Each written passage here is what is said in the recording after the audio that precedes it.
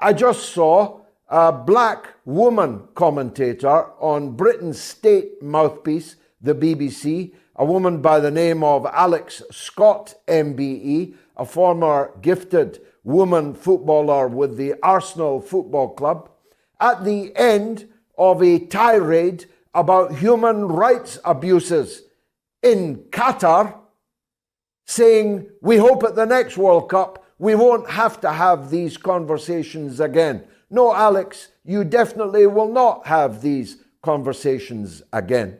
You will not, 4 years hence, if God spares us all, be heard talking about the 25% of the world's prisoners that are held in America's prisons, even though the World Cup will be in America. We will not be told that the biggest portion of them, Alex, are people who look like you, whose skin color is the same as yours. You will not be talking about the chain gangs of black prisoners in the United States of America. You will not be talking about the gunning down of partygoers at gay clubs. You will not be talking about the massacres in the malls all over the United States of America. You will definitely not be talking about the 50 countries that America has invaded or overturned in the years since the end of the Second World War. I promise you, you will not be talking about any of that.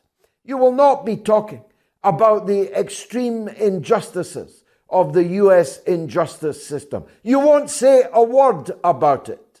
Qatar is nothing to do with me. I'm banned from Qatar. I'm not here shilling for Qatar. I have zero relations with Qatar. But my goodness, are they being traduced in this World Cup? Because they don't allow people to stagger around drunk in the streets of Qatar.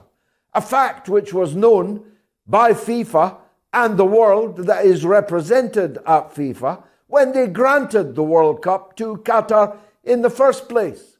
Gay sex is not legal in Qatar, as it isn't in any Muslim country in the world, as it isn't in any but one African country in the world, as it isn't particularly popular in Poland, where 300 mayors have just declared their towns to be LGBTQ plus free, and yet we're shipping money and weapons to Poland. We're citing American nuclear weapons in Poland, the better with which to threaten Russia. This hypocrisy is utterly sick. It means that the World Cup should not be in any Muslim country. Why don't you come out and say that? It means that the World Cup cannot be in any African country. It means that the World Cup's not that popular in Alabama and in other states of the United States that only until very recently gay relations were illegal.